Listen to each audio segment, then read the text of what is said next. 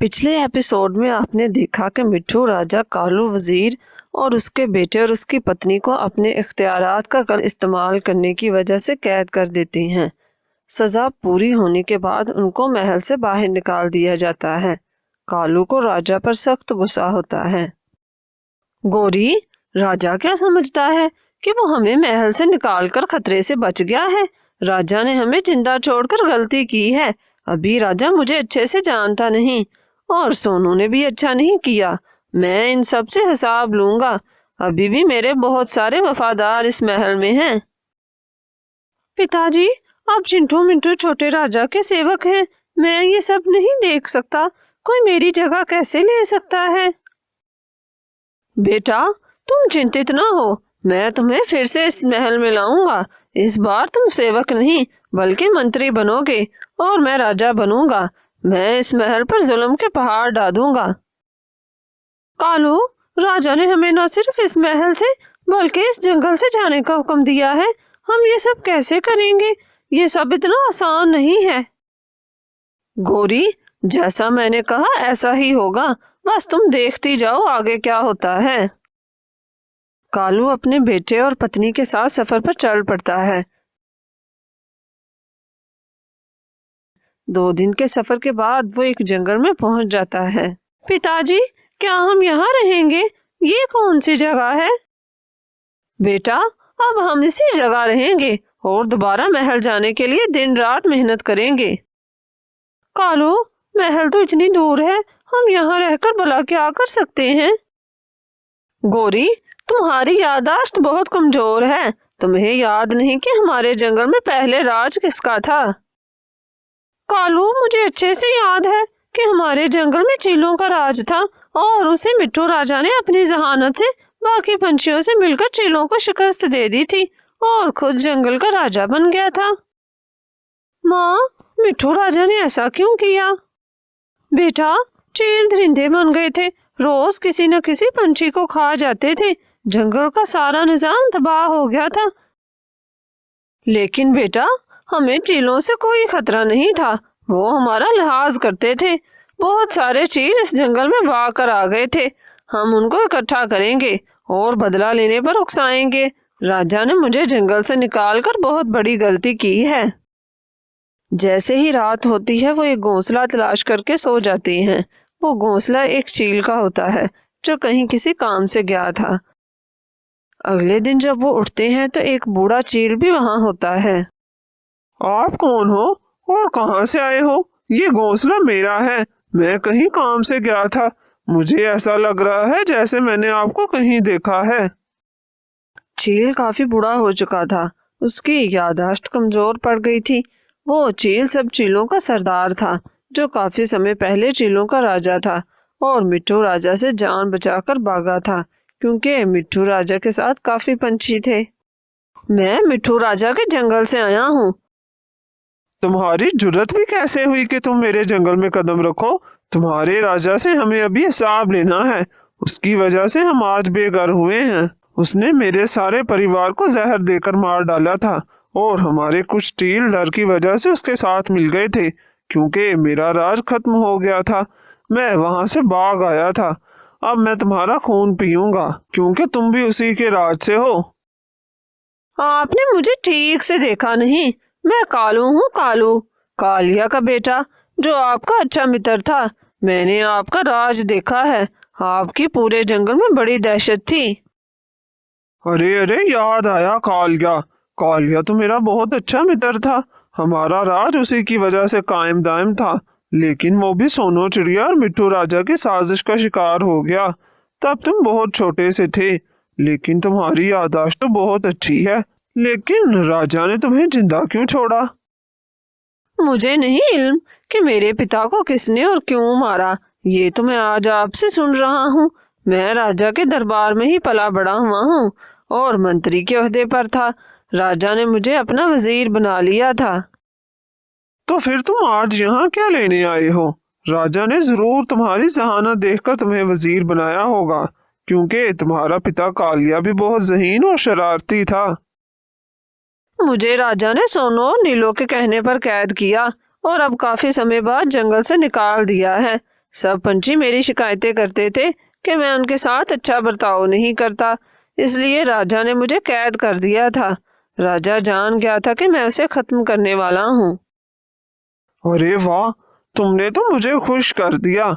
कई सालों बाद मुझ में जान आई है। इसका मतलब है कि मैं अपना इंतकाम लेकर मरूंगा। हम सब मिलकर मिट्ठू राजा को सबक सिखाएंगे और वहाँ दोबारा चीलों का राज होगा। लेकिन ये इतना आसान नहीं, क्योंकि कई चील राजा के सिपाही हैं और वो वफादार भी हैं। तुम अपने बाप कालिया की तरह दिमाग लड़ाओ, तुम्हारी मदद से ही हम सब कुछ कर सकते हैं।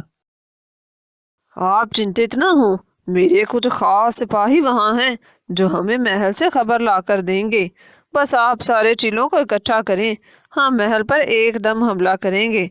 जिस तरह आपके परिवार को जहर दिया गया था, इसी तरह हम मिट्ठू राजा के परिवार को जहर देकर खत्म करेंगे, जबकि हमारे साथी चील महल के बचने वाले सिपाहियों को खत्म करेंगे। सोनो और नीलो को तो मैं खुद देख लूंगा। बहुत खूब, बहुत खूब।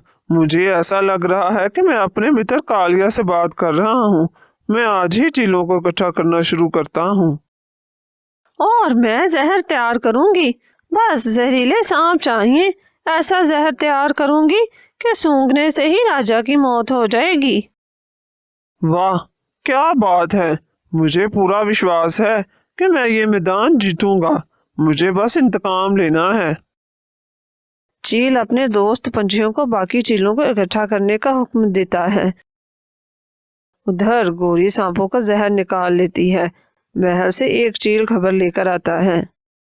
बताओ क्या खबर लाए हो?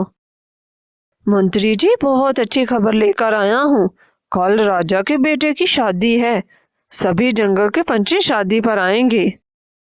बहुत अच्छे। फिर तुम ऐसा करो, ये जहर है, ये तुम अपने साथ ले जाओ। शादी के भोजन में बड़ी होशियारी से इसे मिला दो ताकि कोई देख न सके। बस जहर मिलाकर मुझे खबर कर देना। मैं चीलों समेत महल पर हमला कर दूंगा। कल से जंगल में नया दौर शुरू होगा। बस खौफ ही खौफ होगा हर तरफ। वो सिपाही चील वो जहर महल में ले जाता है। सब चीज जंग के लिए तैयार हैं। बस तुम्हारे हुक्म का इंतजार है। कल महल में छोटे राजा की शादी है। मैंने अपने खास सिपाही के हाथ जहर भिजवा दिया है। कल हम महल पर हमला करेंगे। दाखिली दरवाजों पर हमारे खास सिपाही हैं। अब बस कल के दिन खून ही खून होगा और हमारा जश्न होगा।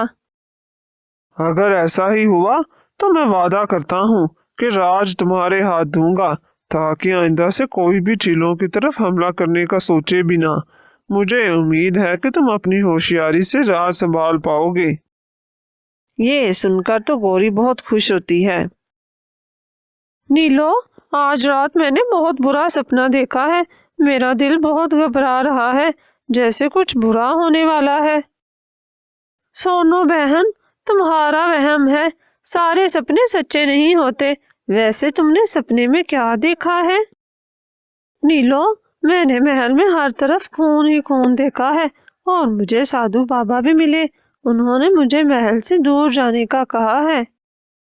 ऊपर वाला खैर करे, राजा के बेटे की शादी है और कालू और गोरी को राजा ने आजाद छोड़ दिया है। लेकिन नीलो, कालू अकेला कुछ भी नहीं कर सकता। हमें कालू से डरना नहीं चाहिए। सोनो बहन, दुश्मन को कभी भी कमजोर नहीं समझना चाहिए। शादी की तैयारियां अरूज पर होती हैं। राजा सोनो के कहने पर सिक्योरिटी बढ़ा देता है। सिक्योरिटी ज्यादा होने की वजह से कालू को खास पंछी खाने में जहर नहीं मिला पाता, लेकिन वो जहर को पीने के पानी में मिला देता है, जो अभी मेहमानों के आगे जाना था। सोनो थोड़ा सा भोजन चखने के बाद सभी पंछियों को भोजन शुरू करने का कहती है। तब सभी पंछी भोजन कर लेते हैं। राजा जी भी भोजन कर चुके होते हैं। जैसे ही सभी पानी पीते हैं तो थोड़ी ही देर बाद जहर अपना असर दिखाना शुरू कर देता है। छोटे राजा, उसकी पत्नी और नीलो ने अभी भोजन नहीं किया होता, जबकि सोनू ने भी अभी पानी नहीं पिया होता, क्योंकि उसने सिर्फ भोजन चखा था। सब पंछी तड़प रहे होते हैं और उनके मुंह से खून आ रहा होता है। नीलो बहन, ये क्या हो गया? राजा जी आंखें खोले, खाने में जहर नहीं था, फिर ये सब कैसे हो सकता है? सोनो बहन, जहर तो पानी में भी हो सकता है। महल की सारी सिक्योरिटी अलर्ट हो जाती है। सिपाही, महल के अंदर किसी को दाखिल नहीं होने दिया जाए, हम जाल में फंस चुके हैं। छोटे राजा, आपका महल में रुकना ठीक नहीं, मैं इधर ही हूँ, मैं देख लूंगी। आप नीलो के साथ फौरन यहाँ से चले जाएं। खतरा टल जाने पर मैं आपको खबर कर दूंगी। मौसी, मैं बुज़दिल नहीं हूँ जो भाग जाऊं, मैं दुश्मन का मुकाबला करूंगा। कुछ ही देर बाद कालू चीलों समेत महल के अंदर दाखिल हो जाता है। चील बड़ी आसानी से महल के सिपाहियों को खत्म कर देते हैं, क्योंकि वो तादाद में बहुत कम रह गए थे। ज्यादातर जहरीला पानी से मर चुके थे और कुछ बगावत कर गए थे। सोनू के बार बार समझाने पर छोटा राजा महल के खुफिया रास्ते से नीलो के साथ चला जाता है। कालू बूढ़े चील के साथ राजा के तख्त वाले कमरे में आता है। बूढ़ा चील तख्त पर खड़ा होता है। चील सोनू को भी गिरफ्तार कर चुके होते हैं। सोनो, देख लो तुम, मैं आज फिर से इस महल में अपने तख्त पर बैठा हूँ। तुम्हारी और इस मरे हुए राजा की वजह से मेरा राज खत्म हुआ और तुमने मेरे परिवार को जहर देकर मार डाला। मैंने आज अपना बदला अपने मित्र कालिया के बेटे के साथ मिलकर ले लिया है। अब मैं सुकून से मर सकता हूँ।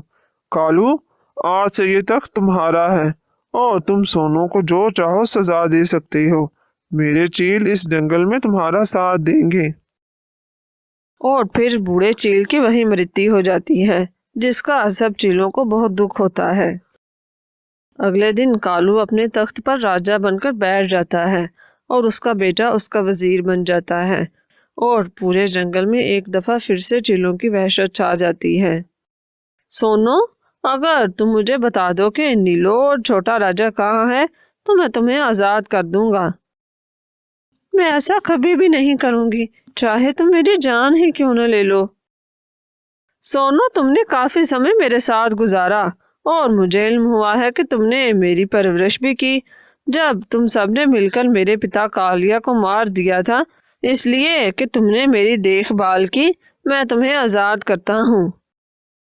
सोनू जानती थी कि कालू से इसलिए आजाद कर रहा है कि वो उसका पीछा करके छोटे राजा तक पहुंच सके। सोनू के आजाद होने के काफी समय तक वो छोटे राजा से मिलने नहीं जाती, लेकिन छोटे राजा एक गुफा में नीलो और उसके बेटों के साथ रहते थे। वो ये सब जानती थी। वो छोटे राजा के बड़े होने का इंतजार कर रही थी।